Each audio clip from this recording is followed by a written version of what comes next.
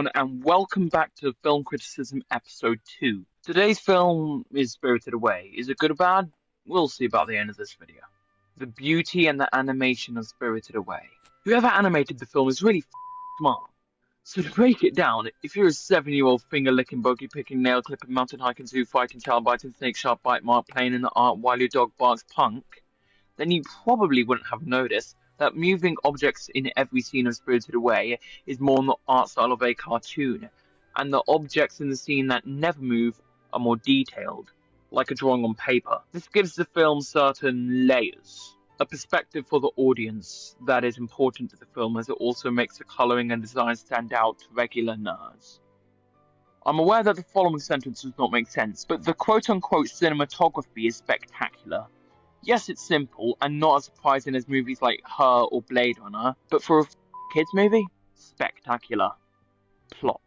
The film starts off with our main character Chihiro laying down in a car with flowers being pressed to her chest. Her mother tells her to stop smothering the flowers. Her mother also tells Chihiro that her new house is just up the hill. The dad stops the car after running into a statue shaped like some sort of creature. They all notice a building made of plasticine.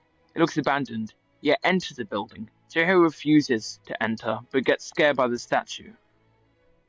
Jesus Christ.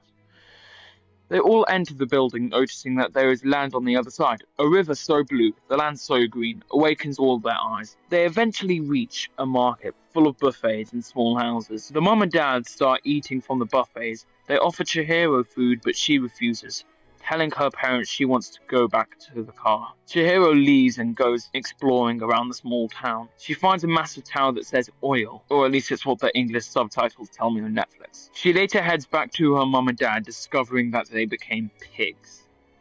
Oh, it's just gonna keep getting worse. Chihiro runs as fast as she can. Soon enough, she starts running into spirits. Frightened, Chihiro starts running back to the plasticine building, and discovered that the land had turned into an ocean. Chihiro climbs out, soaking. She notices a boat in the distance. Not only that, but the light of the boat is reflecting through her. Chihiro has turned translucent. Worried, a boy called Haku approaches her, fixing her appearance. Also, just to mention, I did like the extra detail where Haku uses another spell to do the water and wind inside him. The spell is never brought up ever again in the rest of the film, but in my opinion, it definitely adds to the chillness you get from the scene. Okay, stopping there.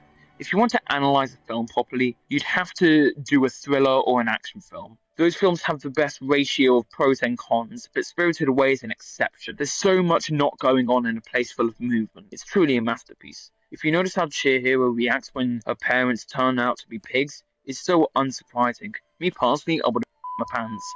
But the way she reacts so little doesn't give the film a suspense the whole way through. The film carries on with her working in a bathhouse, surprises coming left and right. Characters. No-Face is probably one of the most recognised characters in film history. You can find him anywhere, you just need to know where to look. He's on laptops and phones, wallpapers and clothes. His mask is also very simplistic, which makes it easier to notice him. But the name and appearance No-Face gives it such a mysterious feel. Although I do think that less significant characters in the film are much more mysterious compared to No-Face. For example, the Radish Spirit. The Radish Spirit is only in 2 or 3 scenes throughout the film, but that just adds to the warmth of the film. There's also that little girl spirit on the train, the hopping lamp, and the 3 heads and the baby. These side characters have more of a spirit vibe than No-Face, only because of the little detail put into them and my appreciation for their existence. Yubaba was one of the more interesting characters when it comes to sides.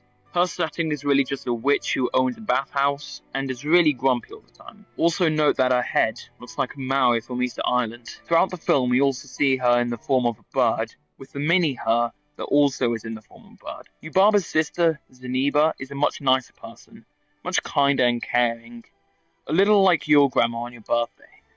Sometimes I wish I was No-Face at the end and got to stay with Zeniba. That's how great of a grandma she is. Conclusion.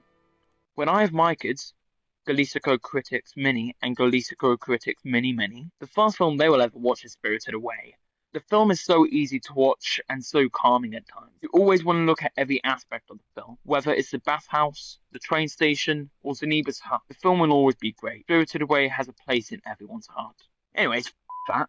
Hope you enjoyed the video. If you did, don't forget to watch the movie itself That way you can hate on me in the comments. And before you go, check how many times it said no face, not including that no face, or that one. In this video, if you get it right, I'll pin you in the comments, and whoever gets pinned, everyone watching must subscribe to that certain someone. Goodbye.